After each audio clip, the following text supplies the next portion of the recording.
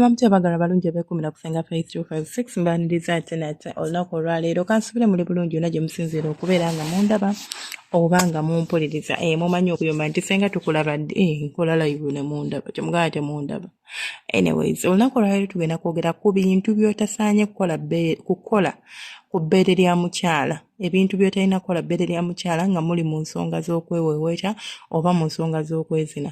Nfuna nnyo ekintu kino nga abakyala bakingamba nti senga nsagala musajja kunyonka mabeere, senga nsagala musajja kunkwata bbeere. Mulaba ebbeere eryo kyekimu ku bifo ebiri ku mubiri gw'omukazi ebikyasinza okubaamu obwagazi.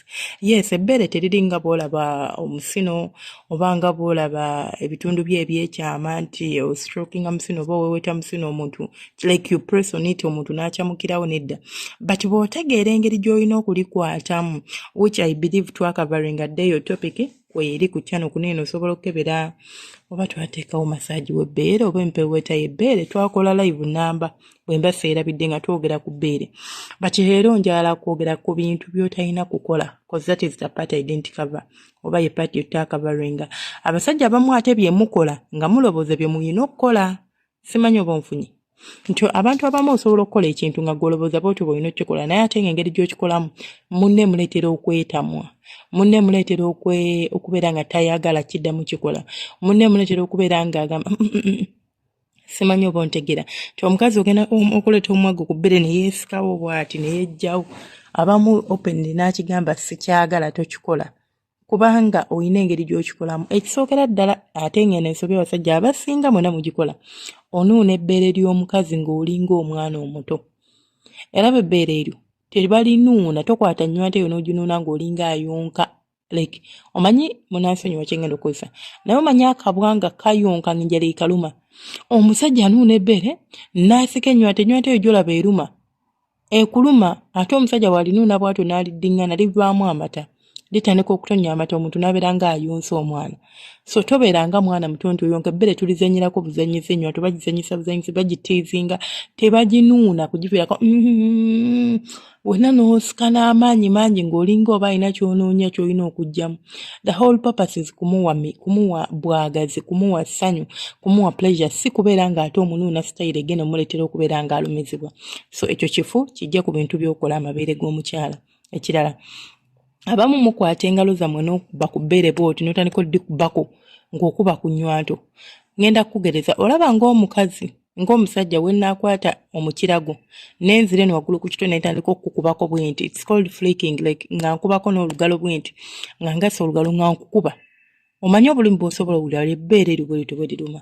So oba muzannya mizannyo ki mu kwepimpina oba mukola ki, weewala okukola ekyo omukazi.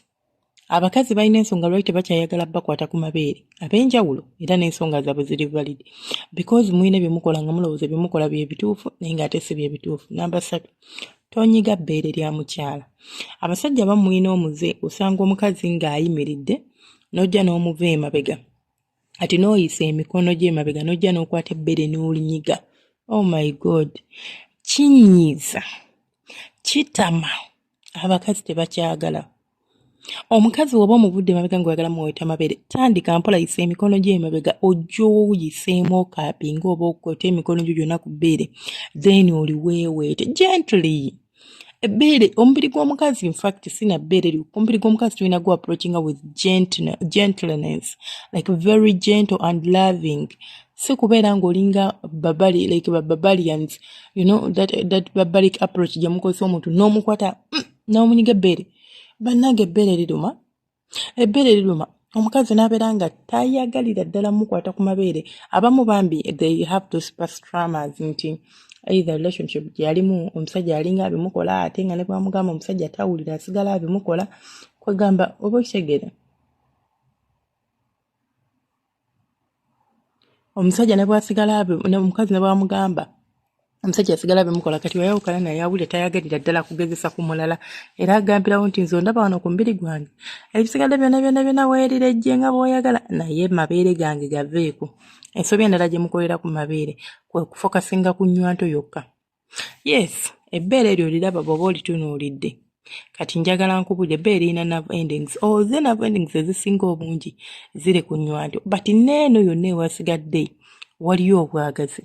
kiringa omuntu agenda mu nabunnya n'afokasinga ku kituli n'aleka enfuli ng'ate omukyala yasika enfuli ze bulungi nnyo n'atazikwata nako yadde ozibuuzaako yadde ozikola ki n'aziyitako ng'ataziraba omusino n'atagukwatako kwegamba ye n'afokasinga ku kituli kyokka kyekimu ebbeere olina okulifokasingako lyonna todda ku nnywanto yokka kubanga bagambye ennywanto ze n'otandika n'ogiwa obwo bayita obwo bwenjagala obeera olumiririrako mpolampola bw'oti ku kanywanto toluma kizibu gwe mbagamba oluma nti mujja kuliruma ddikuulako obeera ng'alitakulako n'amannyo go bw'oti mpolampola. There is a way oba waliwo engeri gye kireetera omukyala okubeera ng'awulira nga waawo nga bimukolera but si kubeera nga ggwe olowooza nti ogenda kuva eri otandike butandisi kubeera nga ebbeere lyo likola by'oyagala oba ofokasinga abamu omufokasinga ku nnywanto yokka.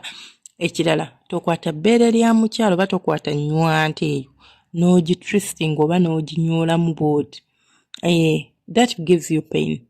Woba osanze omukyala ng'abyagala which they are few nga gye nkomeza few abasobola okubeera nga baagala obulumi obwo mu nsonga z'okwegatta gye bali sigenda gamba nti tebaliiyo era ye abatanoonya pleasure ng'abalala gye tunoonya mu kwepimpina kunyumirwa nedda ye aba ayagala bya bulumi.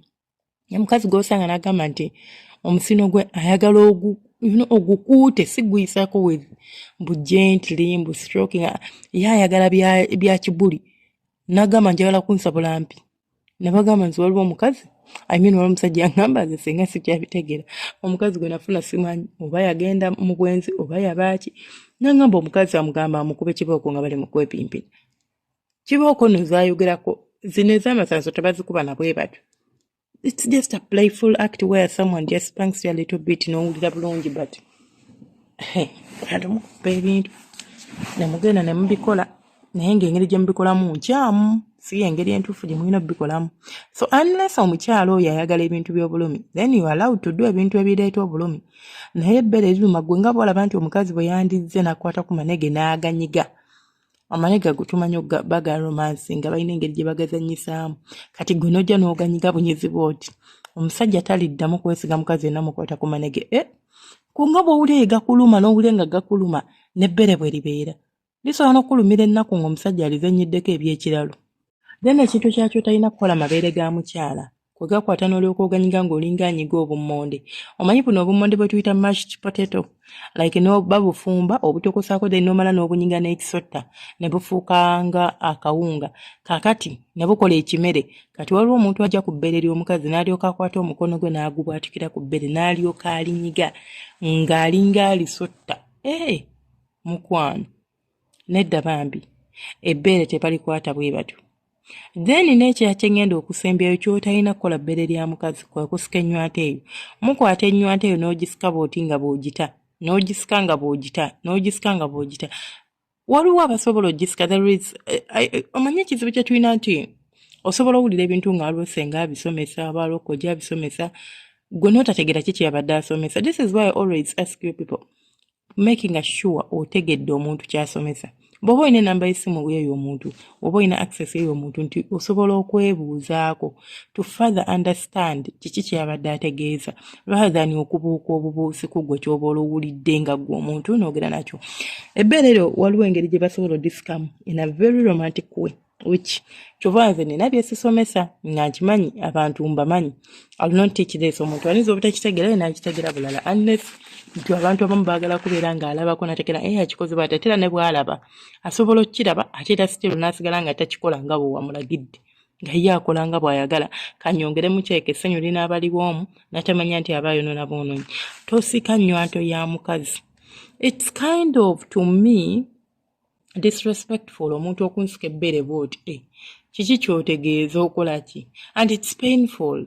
So temukikola amabeere gakwate bulungi amabeere bagakwatanga abangambe ntya with care with gentleness. Ebbeere ly'omukazi n'oliweeweta n'awulira nga kyekyo nabagamba ebbeere ery'omukazi osobola omuweeweta n'asamula bulungi nnyo ng'oweeweesa ennywanto z'amabeere n'ebbeere at large n'asamula nga tomuyingizzaamu mukira. Naye abamu kibalema kubanga mukikwasaganya bubi bannanga approach yammwe embi approach yammwe embi byebyo ebyange omukama bankuumire abanjagadde temujjanga okumu bale kwekuumira kusenga Faith mwenna abeekuumirako abanjagala mbaagala nnyo ate nammwe batanjagala era nammwe mbaagala nnyo mubeere bulungi mweraba temujjanga okwo.